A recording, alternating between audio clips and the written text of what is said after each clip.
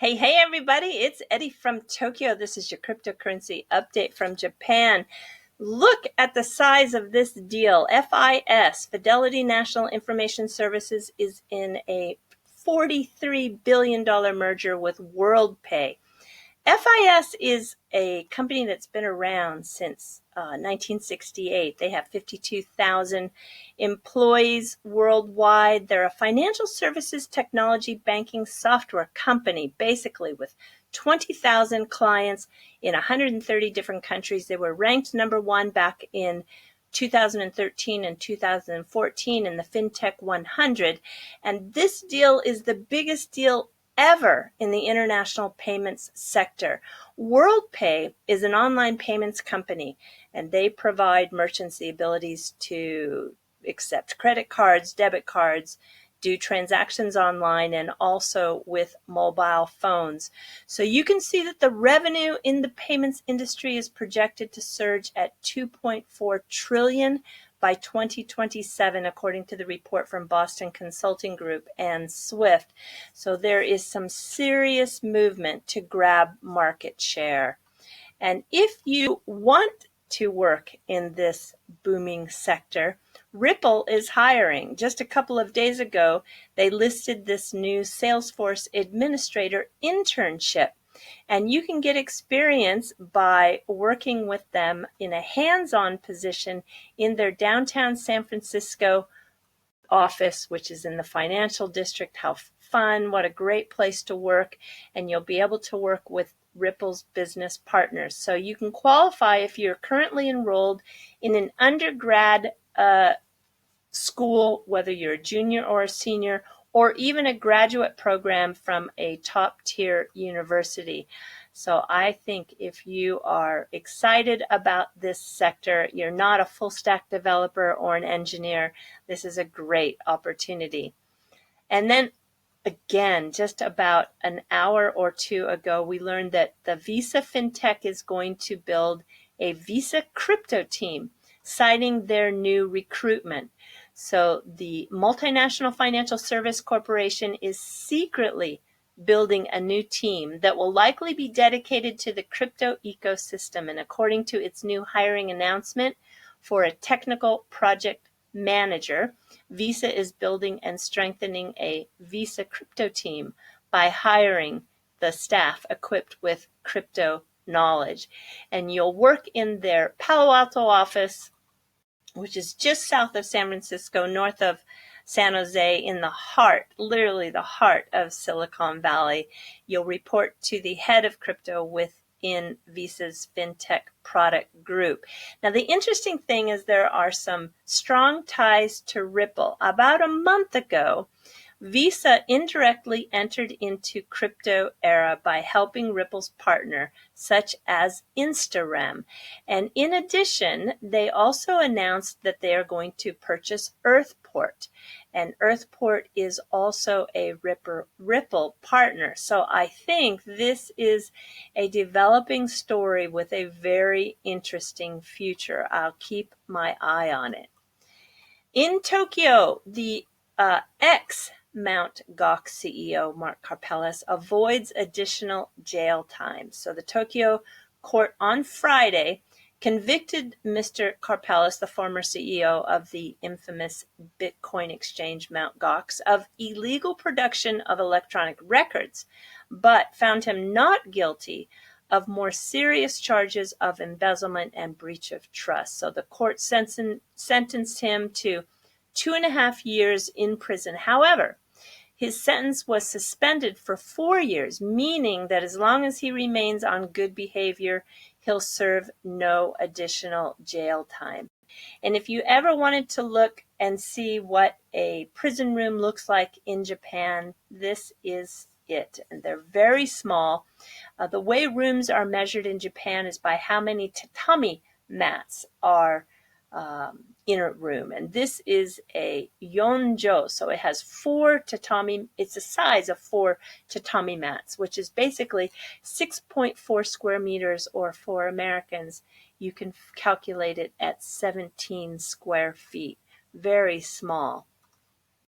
And Justin today from Tron let us know that he is so happy that the Tron Foundation in Japan is officially verified on Twitter. So, Justin, you can find anything to announce, but I'm sure now that we'll be getting lots of announcements in regards to Tron in Twitter with this new official address that's been verified. Okay, tomorrow, this is important. Keep in mind that we are a day ahead of the West. So there's a big announcement that's going to happen tomorrow at the Money 2020 Asia in Singapore. And Jed McCaleb is going to share the stage with Jesse Lund from IBM. And sometime between 9:40 and 11:30 a.m., I think I would put it at about 8:30 p.m. Pacific time in the U.S., will be this announcement. But you have to check your time zone with the scheduled time in Singapore. But just remember that if you're in the West, we're pretty much a full day ahead of you. So that announcement will be coming in just a few hours from now. And this is interesting. This is a new statement on crypto assets from the Bank of International Settlements, BIS. They are in Basel, Switzerland. They have been in existence since 1930. And the new announcement that they made on March 13th is interesting. So the committee is of the view that the continued growth of crypto asset trading platforms and new financial products related to crypto assets has the potential to raise financial stability concerns and increase risk faced by banks. So while crypto assets are at times referred to as cryptocurrencies, the committee is of the view that such assets do not reliably provide the standard functions of money and are unsafe to rely on as a medium of exchange or store of value. I think that their statement is very backwards looking. You know, about a year ago, on February 9th, 2018, there was a press release made that the IMF and BIS were going to work more closely together. But I'm not so sure that with the statements I've heard come out of Christine Lagarde lately from the IMF and this new statement, I think they're worlds apart. So the BIS is basically an emergency funder for the nations in trouble. They're kind of a lender of last resort, if you will. And they directly compete with private financial institutions, which is why those challenger banks and those financial services that are really grabbing the new technology quickly, they're just going to pass up these banks in no time flat. And to attract the central bank as clients, they ensure liquidity by buying back these tradable instruments at times. And also they entice them with top returns on funds invested. But I still think this is not the position they should be taking if they want to remain competitive. And if you look, here is an article that just came out a couple of days ago on the 13th, on the 16th of March. The Bank of International Settlements, you need to think of them as a think tank for financial policy making. It says here that they are known to be the bank of central banks and are a confidential place where central banks can meet and discuss policies. However, we see from this article on the 13th that the supervisory compliance is weaker on 55% of the Basel III principles, according to the IMF and also the World Bank. So compliance with more than half of the Basel III core principles has weakened since mid-2013. According to the IMF and the World Bank report in this recent study. So I think nobody is paying attention to them like they did in the past. And I do believe this new statement is not going to help them in this area in terms of improvement. All right, there is a new blockchain summit. Gosh, it seems like every week there's a new blockchain summit somewhere. This one is going to take place on April 6th and 7th. And yeah, it's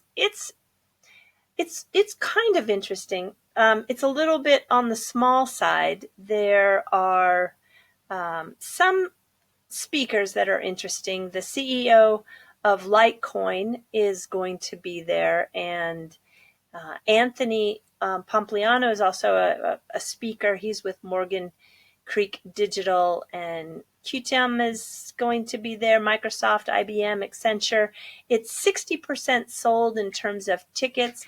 Tickets are really cheap. They start at about $15 for students and go on up to about $500 if you want to be included in the gala. But the day pass is just about 3,000 yen, so it's about $30, even a little less than $30 US. So it's not expensive, which I think is great. But I do think that the consensus that's coming up, that I heard that CKJ is going to go to, looks much more interesting. It's going to occur on May 13th through the 15th, 2019, of course, this year. And it has 8,000 attendees, 250 speakers, and people that represent about 110 countries. And I think that is going to be so interesting for CKJ. I think he's really going to do his homework too and be prepared to know exactly who he meets. And he was talking today about how expensive the hotel rooms are in New York. And they are for sure very, very expensive. I think the Hilton, which is one of the hotels they suggested to stay at for consensus, is running about $400 a night. So I wanted to say, if you want to come CKJ to Tokyo, let me show you how to stay cheap here. So I'm jumping to the fluff. I'm not to the fluff yet. I'm actually, there is something I'm going to go to that is really interesting. I'm not going to go to that blockchain summit called Teams, but there is a Tokyo FinTech Meetup. It's a fireside chat with the R3 CTO and SBI happening on the 1st of April. And I already found a fellow expat here in Tokyo who's on Twitter who's going, and I think this is going to be extremely interesting. So I will let you know what projects they have planned for Japan, which is on the agenda. Okay, now I'm jumping to the fluff. So CKJ, you can stay at what's called a Capsule Hotel. And when you come into the entry at many of these, it looks like any hotel with a reception desk and a waiting area and kind of a common space in the back. However, when you go to your room, you're going to go to a sleeping pod. Now, if you have claustrophobia, that could be a problem, but the price of these rooms range anywhere from $27 to $50 on average, with some very fancy ones that can run up to about $80 or $85. But for the most part, the $30 to $40 range per night is what you're going to be charged. And they're very clean and they're very safe, and they separate the men from the women.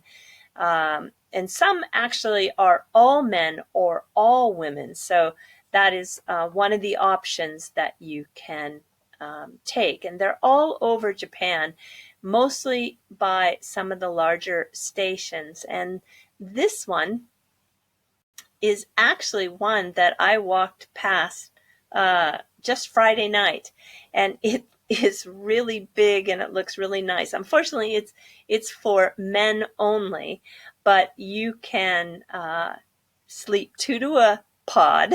They have a hot spring, jacuzzi, sauna, massage chairs, internet, and free beverages, all included in the price. And I want to show you a picture of the hot spring. It's very nice. It's very nice. So anyway, if you do come to Tokyo or you're in Osaka or Kyoto, you can find these accommodations, and they're, I think, a really good alternative to a hotel room. Because all you really need is a nice, comfortable place to sleep. If I take you back to this page here, you can actually see, here's the inside of one of those pods. And you have headphones so that you can listen to the TV and not disturb the person next to you. And yeah, I think they're quite comfortable. And you can pull down your shade for privacy. And I don't know, I've never stayed at one, so I can't speak from experience, but it is something I want to try. All right, everybody, that's all I have for you today. Do take care. Sayonara for now. Bye-bye.